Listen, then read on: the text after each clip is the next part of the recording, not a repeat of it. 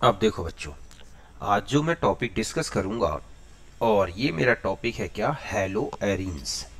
Okay, तो देखो बच्चों, इस टॉपिक में हम हेलो एरीन्स की प्रिपरेशन, इनकी प्रॉपर्टीज और जो भी इंपॉर्टेंट मैटर है उसको अच्छी तरह से डिस्कस करेंगे। ओके, तो स्टार्ट करते हैं। तो सबसे पहले हम हेलो एरीन्स को डिफाइन कर लें। तो देखो बच्चों, हेलो एरीन्स होते क्या हैं कि when halogen atoms directly attached with aromatic ring। अब ये एरोमेटिक रिंग यहां पर जो हम लेंगे मेनली, और वो है क्या, बेंजीन। ठीक है, then compounds are called halo arenes. समझ गए बच्चों कि ऐसे कंपाउंड जिनमें halogen atom direct aromatic ring means benzene से जुड़ा होता है, तो उसे बोला जाता है हेलो एरीन। जैसे ये है एक हेलो एरीन, ओके, एक ये है हेलो एरीन, एक ये है हेलो एरीन, और एक ये है हेलो एरीन। ये तो है जिनमें केवल एक हैलोजन है, जैसे इसे बोलते हैं क्या, फ्लोरो बेंजीन। ठीक है, ये है क्या बच्चों, क्लोरो बेंजीन।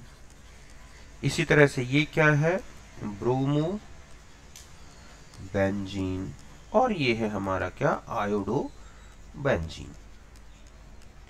इस तरह से। ओके, अब आता है कि इनका आईयूपीएसी नेम क्या होगा। ठीक है, आईयूपीएसी नेम, तो इनमें जो है आईयूपीएसी नेम, यहां पर पहले प्रीफिक्स लेंगे जो कि हेलो होगा, या और भी अदर अल्काइल ग्रुप हो सकते हैं अगर कोई अल्काइल ग्रुप है। ठीक है, फिर क्या लगा दोगे आप, बेंजीन। इस तरह, क्योंकि हम बेंजीन के ही सारे डेरिवेटिव्स लेंगे, इसलिए हम यहाँ पर जो भी प्रीफिक्स में है हैलो ग्रुप या अल्काइल ग्रुप उसको लिख के, और प्लस उसके बाद क्या हमारा जुड़ेगा, benzene. Okay, if only two halogens are attached in ring। ठीक है बच्चों, अगर रिंग में दो हैलोजन अटैच्ड है, then used alpha alphabetical order for numbering. क्या करोगे आप, यूज्ड अल्फाबेटिकल अल्फाबेटिकल ऑर्डर। ठीक है, फॉर नंबरिंग। ये है कि अगर दो हैलोजन है तब आपको क्या करना है, नंबरिंग के लिए अल्फाबेटिकल ऑर्डर डिसाइड करना है। जहां से हैलोजन अल्फाबेटिकली फर्स्ट पड़े वहीं से नंबर स्टार्ट करेंगे। ठीक है, बट ठीक है, मोर देन टू हैलोजेंस और substituents present in ring used, ठीक है, lowest set of locant rule। समझ गए बच्चों, ये वाला रूल यूज करोगे। देखो मैं बताता हूं कैसे। जैसे आपके पास ये है एक हैलोजन, यहाँ क्लोरो लगा है, यहाँ ब्रोमो लगा है, तो हम यहाँ से 1 और यहाँ 2, तो क्या हो जाएगा, 1 ब्रोमो 2 क्लोरो, फिर क्या लिख देंगे, बेंजीन। ओके, अब मान लो ऐसा लिखा है कि यहाँ पर बी आर है, यहाँ पर आयोडाइड है, यहाँ पर क्लोराइड है, तो हम बी आर से नहीं करेंगे, बल्कि ऐसा करें कि हमें लोवेस्ट सेट बन जाए। तो हमारा यहाँ से सी एल है और यहाँ से आयोडाइड है, तो सी से स्टार्ट करें, 1 2 3, तो हम लिखेंगे 2 ब्रोमो। समझ गए बच्चों, 1 क्लोरो, 3 आयोडो, और फिर क्या लगा देंगे, बेंजीन। इस तरह से। तो इस तरह से आपको हैलोजन डेरिवेटिव्स के आईयूपीएसी नोमेनक्लेचर करना है। मिथाइल हैं, इथाइल हैं, तो इनके हिसाब से आप इनको करेंगे। ये तो होगा इनका आईयूपीएसी नेम, इससे ज्यादा हमें जरूरत नहीं पड़ेगी। अब हम आ जाते हैं प्रिपरेशन में। समझ गए बच्चों? प्रिपरेशन ऑफ हैलोएरीन, तो हैलोबेंजीन बनाएंगे हम यहां पर। किसका? Preparation of halobenzene. समझ गए बच्चों कि हैलोबेंजीन की हम यहां पर क्या ले लेते हैं? प्रिपरेशन। तो देखो पहला तो है बाय हैलोजिनेशन ऑफ बेंजीन, है ना। आप एरोमेटिक कंपाउंड्स में ही पढ़ते हैं या इलेक्ट्रोफिलिक सब्स्टिट्यूशन रिएक्शंस होती हैं, उनमें भी हम देखते हैं कि हैलोजिनेशन ऑफ बेंजीन रिएक्शंस होती हैं जिनमें हैलोएरीन्स बनते हैं। तो देखो इसमें एक एक करके देखें कि जैसे ये है बेंजीन, ओके। अगर हम इसमें क्लोरीनेशन करना चाहें तो यहाँ ले लें Cl2 ऐसे, और यहाँ पर क्या लिया जाएगा? AlCl3 anhydrous. समझ गए बच्चों? तो यहाँ से ये आप जानते हैं रिमूव हो जाएगा HCl इस तरह से, और हमें मिलेगा यहाँ पर क्या आ जाएगा? क्लोरीन, और प्लस क्या हो गया? HCl। ओके। अगर हमें ब्रोमिनेशन कराना है, ब्रोमीन लाना है हैलोजन रिंग में, मतलब ब्रोमोबेंजीन बनाना है, तो यहाँ पर लिया जाता है FeBr3, ओके। तो यहाँ पर ब्रोमीन का यहाँ से इसका रिमूवल हो जाएगा इस तरह से, और यहाँ क्या आ जाएगा? Br और HBr आ गया। तीसरा है कि हमें इसमें आयोडोबेंजीन बनाना है, तो हम आयोडीन से रिएक्शन कराएं, ठीक है।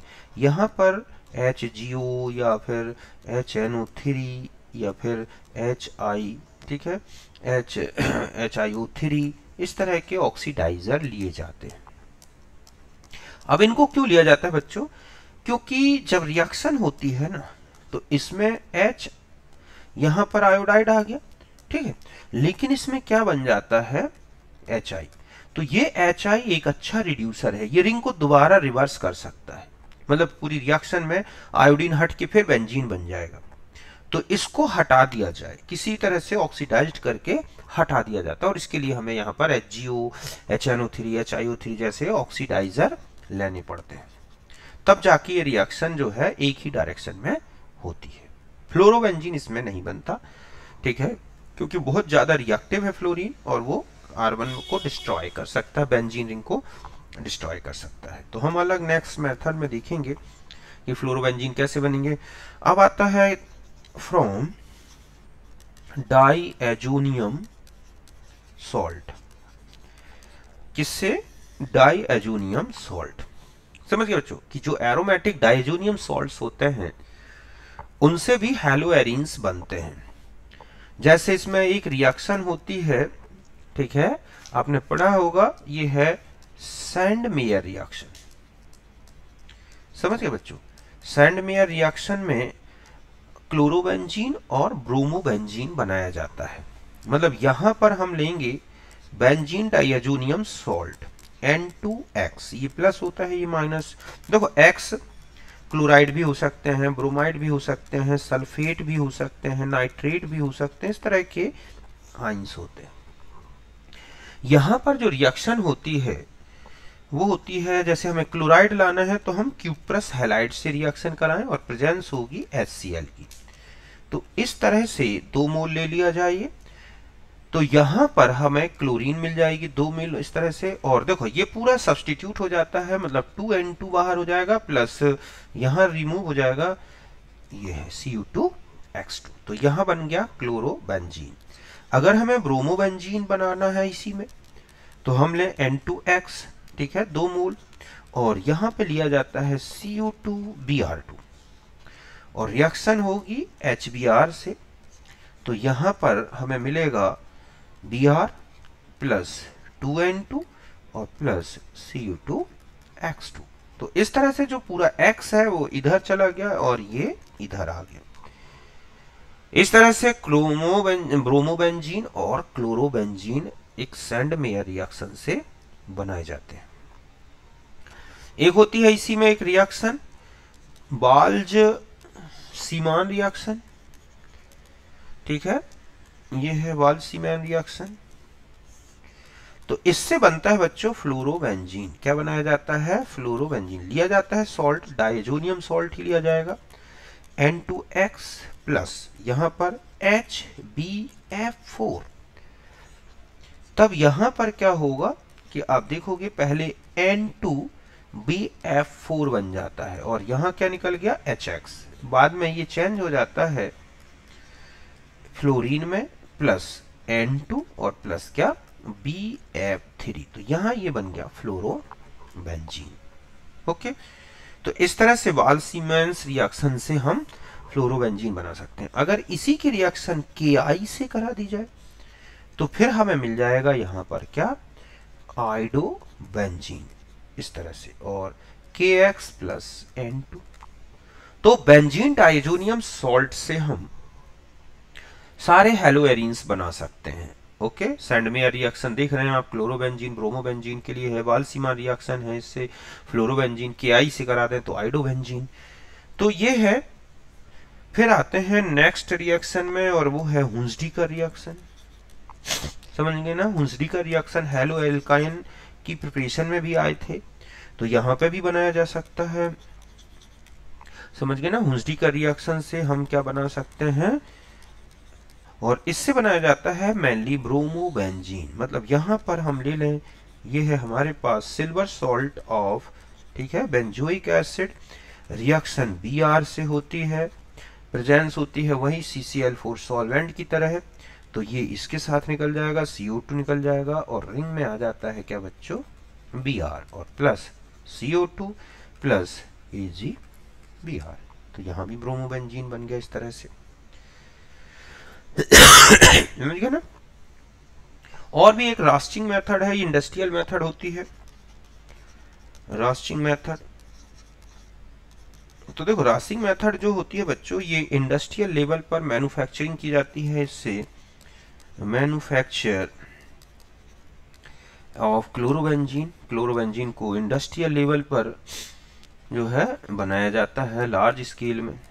तो इसमें क्या करते हैं कि बेंजीन ले ली, ठीक है, ये है बेंजीन और इस पर HCl और हाफ O2, ठीक है, इससे रिएक्शन प्रेजेंस होती है CuCl2 की।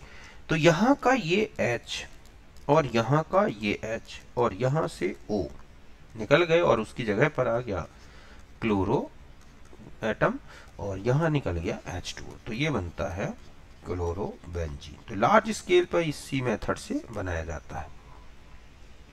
समझ गए ना? इस तरह से।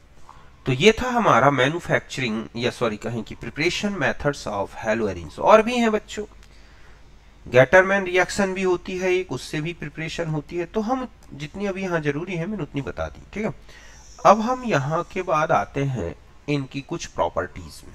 पहले हम फिजिकल प्रॉपर्टीज में आ जाए, ठीक है। क्या क्या फिजिकल प्रॉपर्टीज दिखती हैं इनकी हेलोएरिन्स की, तो फिजिकल प्रॉपर्टीज पहले डिस्कस कर लें, ठीक है।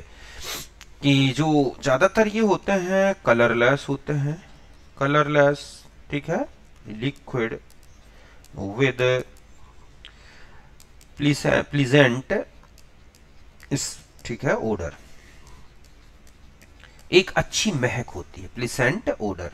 समझ गए बच्चों कि इस तरह से पहला है कि ये लिक्विड होते हैं, कलरलेस, और इनमें एक प्लेजेंट स्मेलिंग होती है या ओडर होती है। दूसरा होता है ये कि ये हैवियर देन वाटर, ठीक है, कि ये क्या है, हैवियर देन वाटर,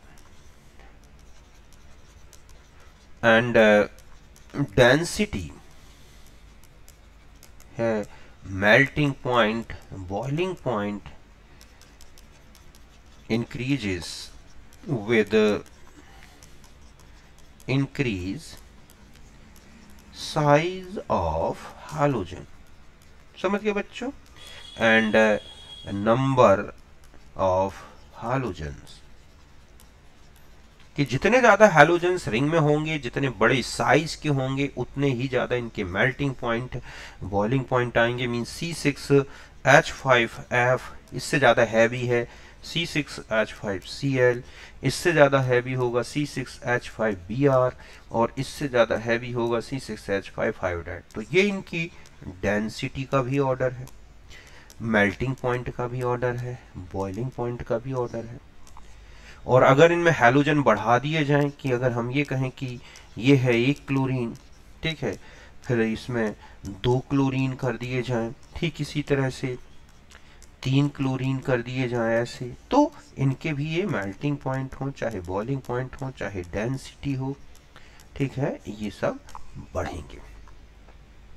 अब एक डाई सब्स्टिट्यूटेड में काफी इंपॉर्टेंट क्वेश्चन बनता है बच्चों, डाई सब्स्टिट्यूटेड हैलोएरीन, ठीक है, इनमें पूछ लिया जाता है एक तो डाईपोल मोमेंट का ऑर्डर, ठीक है, मेल्टिंग बॉइलिंग पॉइंट का ऑर्डर। तो ध्यान रखें, पहला अगर डाईपोल मोमेंट का ऑर्डर पूछा गया है, ठीक है, म्यू, तो directly inversely proportional to the bond angle between halogens.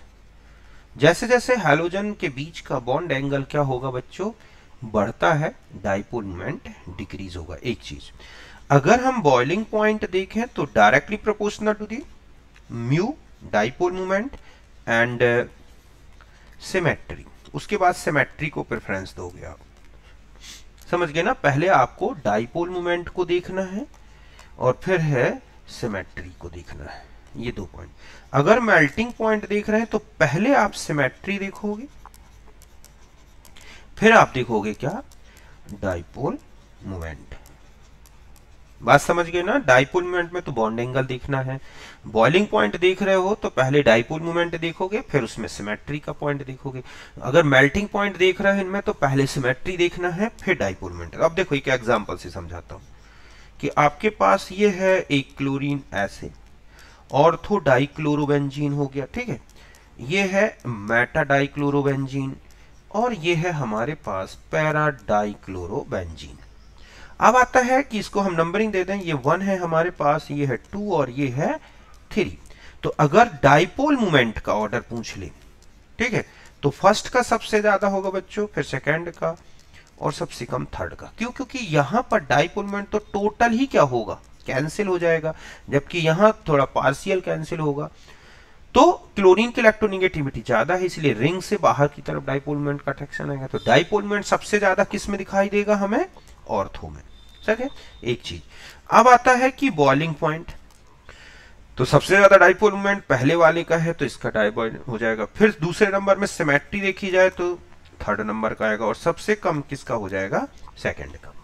समझ गए ना कि आप इनके डाइपोल मोमेंट अगर देखना चाहोगे तो सॉरी बॉइलिंग पॉइंट, तो क्लोरो जो है इसका देखोगे आप, इसका जो होता है 453 केल्विन है, इसका 448 केल्विन होता है, और इसका 446 केल्विन होता है। ये इनके बॉइलिंग पॉइंट का ऑर्डर है। ठीक है, अब आता है कि मेल्टिंग पॉइंट देखना है। तो देखो मेल्टिंग पॉइंट में आपको सिमेट्री देखनी है, तो सबसे ज्यादा सिमेट्रिकल कौन सा है, पहले नंबर का।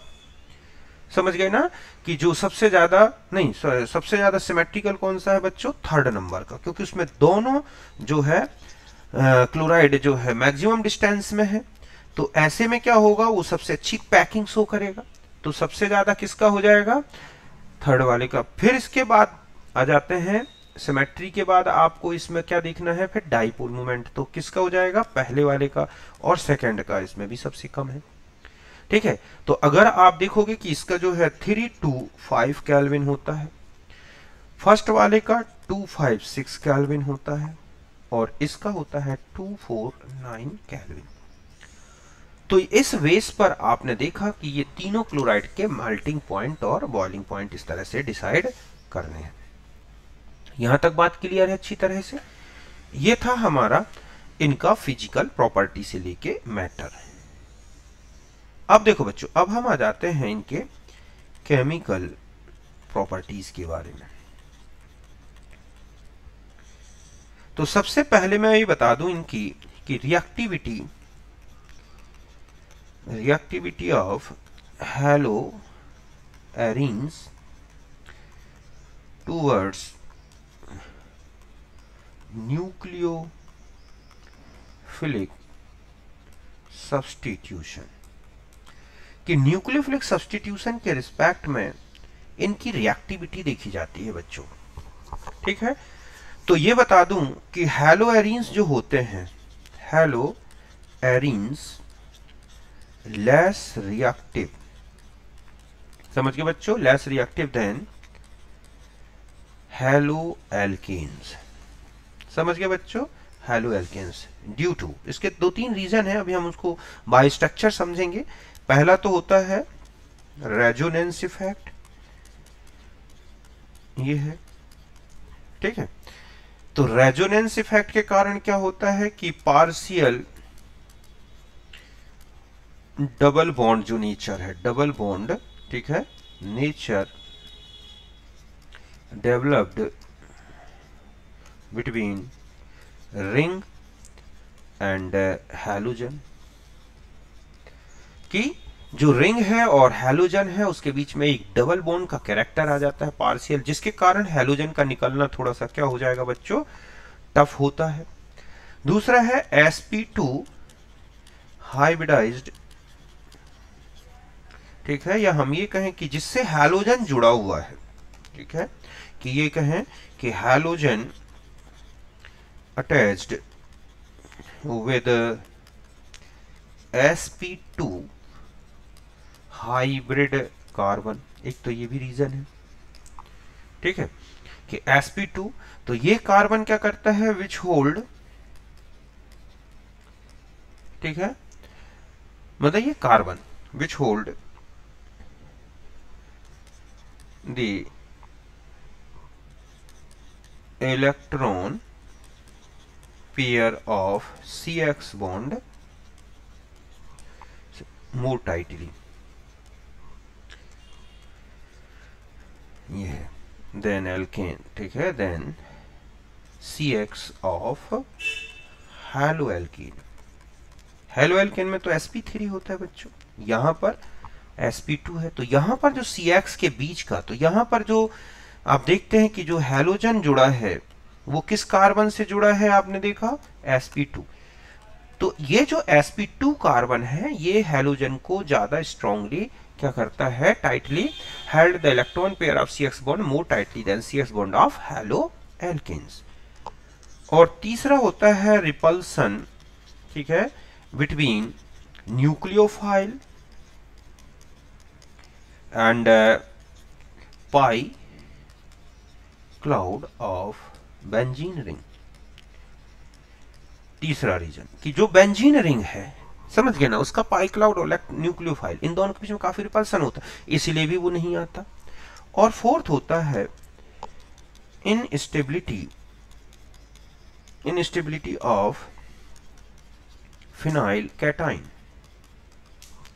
ठीक है, दस हम ये कह सकते हैं कि दस हैलोएरीन, कि जो हैलोएरीन्स होते हैं वो SN1 रिएक्शन नहीं कर सकते। हैलोएरीन्स नॉट गिव SN1 सब्स्टिट्यूशन। समझ गए बच्चों, तो ये रीजन है जिसके कारण हैलोएरीन रिएक्टिव नहीं होती। मतलब हम एक पहले इसको इस तरह समझें, फिर हम रिएक्शंस लेंगे कि ये है हमारे पास हैलोएरीन, तो हम जानते हैं कि इसमें लोन पेयर है, तो ये जो लोन पेयर है वो इधर शिफ्ट होता है। ऐसे में क्या होगा कि जो हैलोएरीन में डबल बॉन्ड का एक कैरेक्टर डेवलप हो जाएगा कि यहां पर नेगेटिव चार्ज है, और ये नेगेटिव चार्ज क्या होगा बच्चों, पूरी रिंग में डिस्ट्रीब्यूट हो सकता है इस तरह से।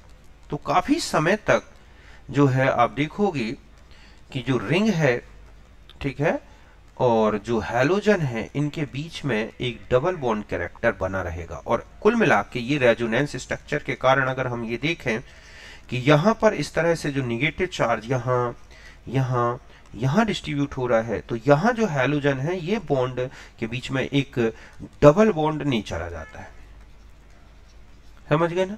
अब डबल बॉन्ड नेचर रहेगा तो इसको हैलोजन को ऐसे नहीं हटा सकते, और इसकी जो बॉन्ड लेंथ है जहां 177 पिकोमीटर होनी थी वहां से ये डिक्रीज होके 169 पिकोमीटर की हो जाती है, तो बॉन्ड थोड़ा स्ट्रांग हो गया। तो जो CX बॉन्ड हैलो एल्केन में है ना, उसके रिस्पेक्ट में ये CX बॉन्ड कहीं ज्यादा स्ट्रांग होता है, और यही रीजन है कि ये आसानी से नहीं हटता। ठीक है, तो ये जो रीजन्स मैंने बताए हैं कि इन्हीं रीजन्स के कारण, ड्यू टू अबाउ रीजन, ठीक है, हैलो एरीन्स जो होते हैं, halo arenes less reactive than halo alkanes. समझ गए बच्चों, ये रीजन है जिसके कारण हैलो एल्केन्स लेस रिएक्टिव दिखते हैं। कुछ रिएक्शंस देख लें, बट दे गिव सब्स्टिट्यूशन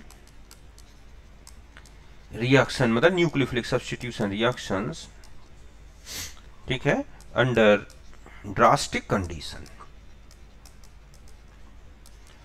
कि इनमें अगर हमें न्यूक्लियोफिलिक सब्स्टिट्यूशन कराना है तो कुछ ड्रास्टिक कंडीशन रखेंगे, मींस हाई टेम्परेचर है, ठीक है बच्चों, प्रेशर है, ये रखना होगा, तब जाके रिएक्शंस होती हैं। ओके, जैसे मैं एक एग्जांपल से बताता हूं कि ये है हमारे पास हैलो एरीन, है ना। अगर हमें इसमें सब्स्टिट्यूशन कराना है NaOH से, कि यहां पर हम किसका यूज कर रहे हैं, NaOH, तो लगभग 623 केल्विन टेम्परेचर और 300 atm प्रेशर की जरूरत होगी, तब जाके यहां पर क्या होता है बच्चों, सब्स्टिट्यूशन होता है। यहां पर हैलोजन हटेगा और कौन आएगा, यहां पर OH ग्रुप प्लस NaX। जबकि अगर हम यहां पर RX ले लें और NaOH ले लें, तो आप देखोगे कि रूम टेम्परेचर में ही क्या होगा बच्चों, रिएक्शन होगी, और तुरंत बन जाएगा ROH और प्लस NaX। जबकि हमें यहां पर हैलो एरीन में रिएक्शन करानी है तो हमें इतना टेम्परेचर देना पड़ेगा, समझ गए ना। और अब ये बता दूं कि इफ, ठीक है, electron withdrawing groups like as NO2 है, समझ गए बच्चों, साइनाइड ग्रुप है, COX ग्रुप है, COOR ग्रुप है, ठीक है, SO3H ग्रुप है, अगर ये ग्रुप हैं, ठीक है, ठीक है, attached with ring, then nucleophilic substitution जो होता है बच्चों, समझ गए ना, जो न्यूक्लियोफिलिक सब्स्टिट्यूशन है increases, या in nucleophilic substitution easily takes place, ये है। और ये जो इफेक्ट है, एंड जो इफेक्ट होता है, आप देखोगे effect of substituent,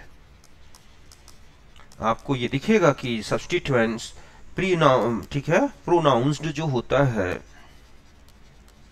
pronounced at ortho and para position than meta position. समझ गए बच्चों, इसका मतलब समझ रहे हो आप कि जो इलेक्ट्रॉन विड्रॉविंग नेचर वाले अगर ग्रुप्स हम बेंजीन रिंग में ऐड कर दें, तो ये जो रेट है ना सब्स्टिट्यूशन का, ये क्या होता है, बढ़ जाता है। और सबसे ज्यादा कहां इफेक्टेड होता है, ये रेट बढ़ता है ऑर्थो और पैरा पोजीशंस में, देन मेटा पोजीशन। देखो, अगर मैं ये कहूं कि ये है, अभी आपने देखा था कि यहां पर अगर हम एक X और एक NO2 लगा दें, ठीक है, बल्कि हम X की जगह क्लोरीन ले लें यहां पर, कि यहां जो है क्लोरीन लगा दें इस तरह से, और अगर अब हम NaOH की रिएक्शन कराएं, ठीक है, तो अब हमें थोड़ा कम टेम्परेचर देना पड़ेगा, लगभग 368 केल्विन, ठीक है, और फिर ये फिनॉल जो है बहुत इजी बन जाता है, मतलब यहां OH और NO2, ठीक है। ठीक इसी तरह से अगर आपने 2 ONO2 लगा दिए, कि यहां पर एक Cl है, एक NO2 यहां लगा दिया, एक NO2 यहां लगा दिया, और फिर अगर आप सब्स्टिट्यूशन कराएंगे ना, तो ये सब्स्टिट्यूशन जो है और इजी हो जाएगा, मतलब 1 लगा देने से इस तरह से आपने देखा कि यहाँ पर टेम्परेचर, 2 मिनट, थोड़ा सा टेम्परेचर गड़बड़ लिया मैंने, यहाँ का जो टेम्परेचर है ये है 443 केल्विन, और यहाँ पर जो अब टेम्परेचर है 368 केल्विन। और अब यहाँ पर देखा आपने, और इजी हो गया ये इस तरह से। और अगर हम ये कहें कि 3 अगर ग्रुप लगा दें कि यहाँ पर Cl है, एक NO2 यहाँ है, एक NO2 यहाँ है, एक NO2 यहाँ है, और अब हम NaOH एक्वस ले लें बिना किसी टेम्परेचर के, तो रिएक्शन बहुत इजी हो जाएगी। अब यहाँ इस तरह से, तो जितने ज्यादा इलेक्ट्रॉन रिलीजिंग या सॉरी विड्रॉविंग ग्रुप होगा, तो इसका मतलब है कि अगर आपसे कहा गया है कि रेट ऑफ, ठीक है, न्यूक्लियोफिलिक सब्स्टिट्यूशन, कि इनमें अगर आपको न्यूक्लियोफिलिक सब्स्टिट्यूशन का रेट पूछा है तो डायरेक्टली प्रोपोर्शनल टू दी, ठीक है, number of electron withdrawing groups and inversely proportional to the size of halogen. समझ गए ना कि जो है साइज ऑफ हैलोजन जितना छोटा साइज का होगा उतना ही फास्ट न्यूक्लियोफिलिक सब्स्टिट्यूशन होगा। तो इसका मतलब है कि अगर हम फ्लोरोबेंजीन और क्लोरोबेंजीन की बात करें तो ये है फ्लोरोबेंजीन, ओके, फिर यहाँ है क्लोरोबेंजीन, यहाँ पर अगर आप चलेंगे तो इस तरह से, तो यहाँ पर अगर हम देखें कि ब्रोमोबेंजीन ले लें और यहाँ पर हम आइडोबेंजीन ले लें, तो ये रेट होगा, रेट ऑफ सब्स्टिट्यूशन। क्यों होगा बच्चों ऐसा? क्योंकि जितना ज्यादा इलेक्ट्रोनेगेटिव हैलोजन जुड़ा होगा उसका उतना ही कम एक तो रेजोनेंस इफेक्ट होगा, और इस कार्बन में जिसमें न्यूक्लियोफिलिक अटैक होना है वहां पर क्या होगा, ज्यादा पॉजिटिव चार्ज होगा। देखो मैकेनिज्म से समझ सकते हैं ना आप कि ये है हमारे पास एक हैलोजन जुड़ा है X, और सपोज यहां पर NO2 जुड़ा है, तो देखो इसका -I इफेक्ट होता है। यहां आया न्यूक्लियोफाइल, तो ये इस पे अटैक करता है इस कार्बन पे, क्योंकि यहां पर पॉजिटिव चार्ज और यहां, ठीक है, ये है, और एक इस तरह से कार्ब एनाइन बनेगा। यहां पर ये तो रहा हैलोजन, यहां जुड़ गया न्यूक्लियोफाइल, ये जो नेगेटिव चार्ज है ना, यहां पर देखो आप NO2 है, ठीक है, तो NO2 में क्या होगा बच्चों, यहां नेगेटिव चार्ज आ जाएगा, ये नेगेटिव चार्ज यहां डिस्ट्रीब्यूट हो सकता है, और इस तरह से हम ये कहें कि ऑर्थो और पैरा पोजीशन में ही क्यों इफेक्ट पड़ा, ज्यादा रेट में, मेटा में क्यों नहीं पड़ रहा है, क्यों? क्योंकि ये नेगेटिव चार्ज इस तरह से पूरे नाइट्रो ग्रुप में या इलेक्ट्रॉन विड्रॉविंग ग्रुप में डिस्ट्रीब्यूट हो गया। या अगर मान लो इस तरह से है कि पैरा पोजीशन में है हैलाइड नाइट्रो ग्रुप ऐसा, तो भी ये क्या होगा बच्चों कि यहां पर जैसे ही न्यूक्लियोफाइल अटैक करेगा तो नेगेटिव चार्ज कहां तक डिस्ट्रीब्यूट हो सकता है, देखो यहां ऐसे हो गया, यहां न्यूक्लियोफाइल आ गया, यहां नेगेटिव चार्ज था, और यहां कौन जुड़ा है, NO2 ग्रुप, तो ये नेगेटिव चार्ज इस NO2 में इजी क्या हो सकता है, डिस्ट्रीब्यूट हो सकता है ऐसे। और यही रीजन है कि जो हम ये कह सकते हैं कि इलेक्ट्रॉन विड्रॉविंग ग्रुप इंक्रीज, ठीक है, stability of carb A9, therefore they increase rate of nucleophilic substitution, ये है।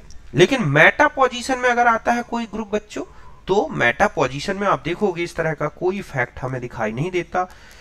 क्यों? क्योंकि अगर आपने यहां मेटा पे नाइट्रो लगा रखा है तो न्यूक्लियोफाइल जैसे ही अटैक करेगा तो इलेक्ट्रॉन डेंसिटी कहां बढ़ रही है, ठीक है, या तो ऑर्थो में, और यहां NO2 है, या फिर आगे जाएगा तो इस तरह से न्यूक्लियोफाइल यहां पर निगेटिव हो जाएगा। लेकिन मेटा इस तरह से, तो मेटा पोजीशन में होने पर NO2 का कोई खास इफेक्ट नहीं पड़ेगा। अब आता है कि रेट अगर देखा जाए तीनों में क्या होगा, तो ध्यान रखें कि सबसे ज्यादा जो इफेक्ट पड़ेगा वो NO2 की ऑर्थो पोजीशन में होने पर, फिर जो इफेक्ट होगा वो पैरा पोजीशन में होने पर रेट का, फिर जो X यहां पर NO2, और इससे कम कहां होगा बच्चों रेट, जब ये, क्योंकि देखो यहां -I और -R दोनों काम कर रहे हैं। यहां -I तो 0 है लेकिन -R प्रेजेंट है, यहां -I है लेकिन -R 0 है, यहां पर ना तो -I है ना -R, दोनों 0 है। तो जो न्यूक्लियोफिलिक सब्स्टिट्यूशन रेट है ना बच्चों, रेट वो डायरेक्टली प्रोपोर्शनल -I -R। और यही रीजन है कि सबसे ज्यादा इफेक्टिव कौन सी साइट हो गई, आपने देखा इसमें ऑर्थो में, फिर पैरा, फिर मेटा, और इस तरह से। तो ये इफेक्ट पड़ता है। और भी देखो इंपॉर्टेंट ऑर्डर बता दूं मैं, जैसे यहां हैलोजन है, ठीक है, ये तो आपने देख ही लिया कि मेटा, मेटा से ज्यादा ऑर्थो, ऑर्थो पैरा ये है। ठीक इसी तरह से मान लो एक NO2 है तो इससे ज्यादा रिएक्टिव क्या होगा, देखो आप X, एक NO2 यहां ऐड कर दो, एक NO2 यहां ऐड कर दो, इससे ज्यादा रिएक्टिव कौन हो जाएगा बच्चों, यहां X, यहां NO2, यहां NO2, यहां NO2, ठीक है। और देखो दूसरा ऑर्डर, इंपॉर्टेंट ऑर्डर अगर बता दूं कि यहां पर अगर आप ऐसे लेते हैं X और ये NO2 है, ठीक है, तो इससे ज्यादा इफेक्टिव हो जाएगा यहां NO2 ऐड कर दें, यहां NO2 ऐड कर दें। इससे ज्यादा इफेक्टिव कौन हो जाएगा बच्चों कि अगर हम यहां NO2 कर दें X और यहां NO2 कर दें, और इससे ज्यादा इफेक्टिव क्या हो जाएगा, देखो X यहां कर दें, ठीक है, एक NO2 यहां कर दें, एक NO2 यहां कर दें, इस तरह से, ठीक है। अब मान लो कुछ एग्जांपल्स दे रहा हूं, आप बताना कि कहां से सब्स्टिट्यूशन जल्दी होगा। जैसे मान लो एक क्लोराइड यहां है, एक क्लोराइड यहां है, ठीक है, और यहां है NO2। अगर हम यहां न्यूक्लियोफाइल लाएं तो पहले कौन सा ग्रुप सब्स्टिट्यूट होगा, तो देखो मेटा में तो कोई इफेक्ट नहीं पड़ेगा, तो ये सीधा सीधा है कि सबसे पहले कौन हटेगा बच्चों, जो NO2 की पैरा पोजीशन में है, क्यों, क्योंकि यहां का कार्बन अनस्टेबल होगा, ठीक है। ठीक इसी तरह से सपोज आपको ये दे रखा है कि यहां है, ठीक है, यहां पर हम हैलाइड ले लें, क्लोराइड है, या हम यहां पर NO2 लगा दें, ठीक है। मैं ये कहूं कि यहां NO2 लिखा है, यहां पर फ्लोराइड है, यहां पर क्लोराइड है, यहां पर आयोडाइड है।